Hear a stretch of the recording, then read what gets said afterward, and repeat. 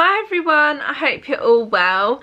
Just giving you a quick video just to update you, as it's been a week since my, well, just over a week since my lumbar puncture.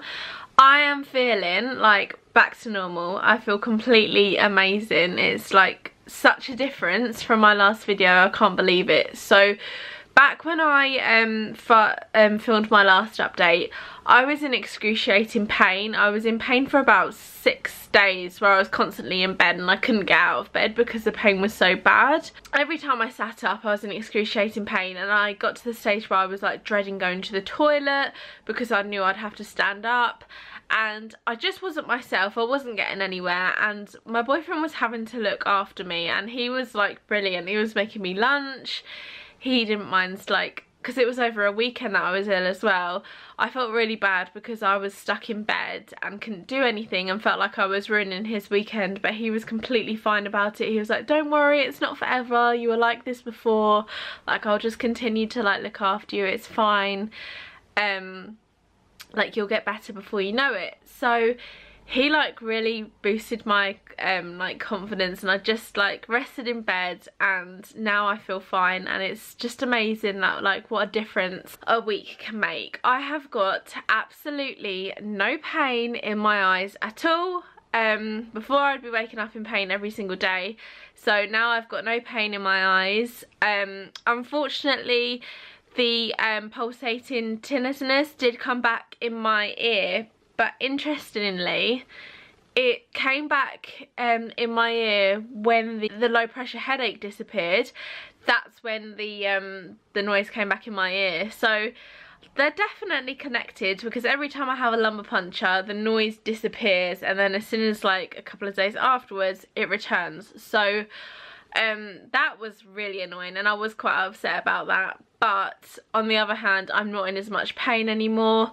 I was getting quite a lot of pain like in my spine as well, which I normally don't get, but I think that was just due to the fact that they'd hit quite a few nerves on the first time. So because it was a repeated attempt a couple of days later, I think that's why it was a little bit more sensitive. So yes, I'm feeling a lot better. I'm taking 2 acetazolamide tablets a day at 250 milligrams. I was on 1 a day originally, and then they stopped it in May, but obviously it's been restarted again, so I'm back on that, which is fine. I'm handling it okay. I'm getting the tingling in my feet and my hands, but because I've been on it for a long time before, I'm kind of used to it, so it doesn't bother me so much anymore. Obviously I'm getting like the same metallic taste in my mouth from the tablets as well, which isn't great, but because I've stopped the topiramate tablets, like I can handle it, because like with me acetazolamide is a lot better than topiramate. Topiramate just didn't agree with me at all. So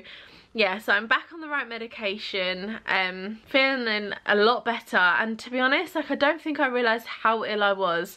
I think I've been suffering with this for quite a while but just didn't realise. So now when I think about it, how good I'm feeling now, I think I was suffering for quite a long time without actually realising and letting it go on for a while. When I had the lumbar puncture, the opening pressure was 28, so it should be between around 24 and no, not 24, between 18 and 24 I believe, or 25, something like that. I think it's 24.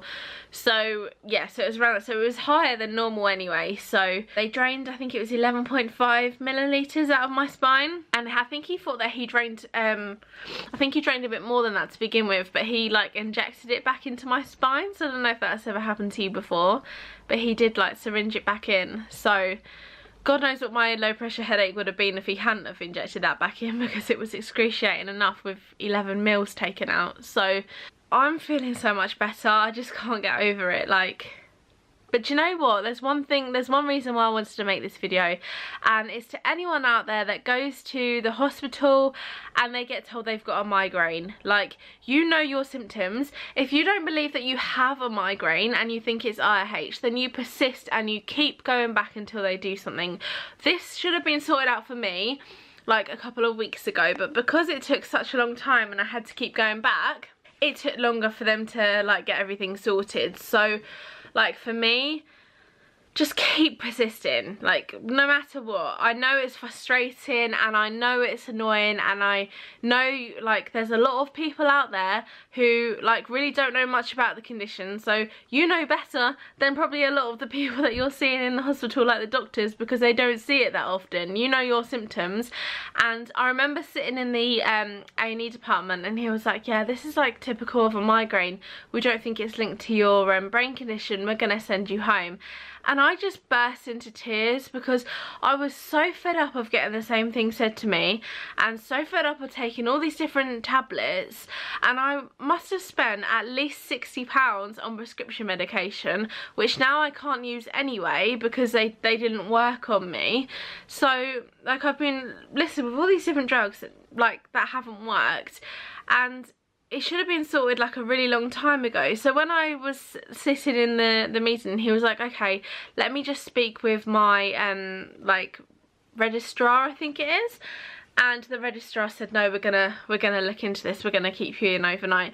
And thank God for that decision, because if it hadn't have been made, I would have just got turned away again, and I would still be in the same situation probably now. I'd probably be back in A&E again. So please, please, please, anyone that's watching this that has a condition, just be persistent. Don't take no for an answer, because it's not fair. It's not fair on you. You know your symptoms. If you're getting all of the signs that you would normally get of IH, then just keep going.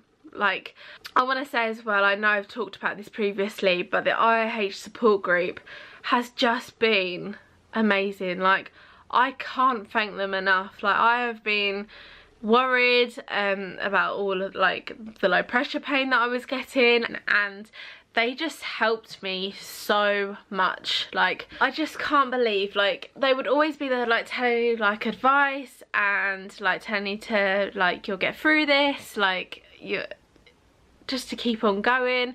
And although like obviously family members are supportive and like they're caring and they look after you at home, having like to talk to someone that's going through the same thing as you and knows exactly how you feel, like when they've got the same experiences, especially when they live near you as well.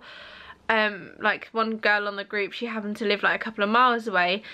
It's just makes you feel like you're not alone. And even the A&E doctor that I spoke to, one of them, he actually said that his friend's a researcher into IH, and he said, oh, do you check out the groups, because they're really useful, especially like for advice and stuff and support.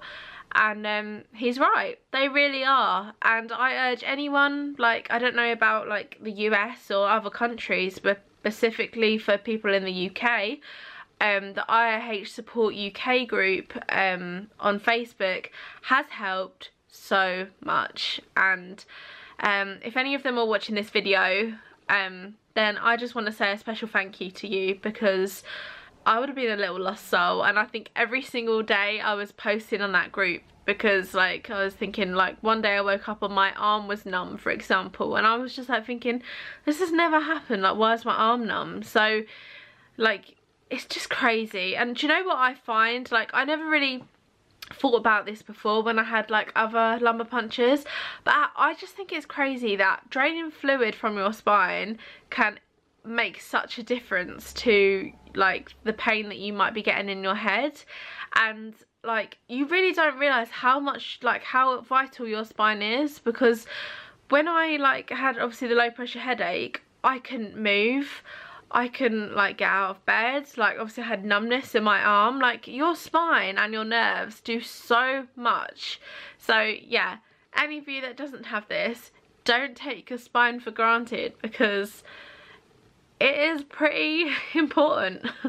So yeah, so I'm now better. I'm really pleased.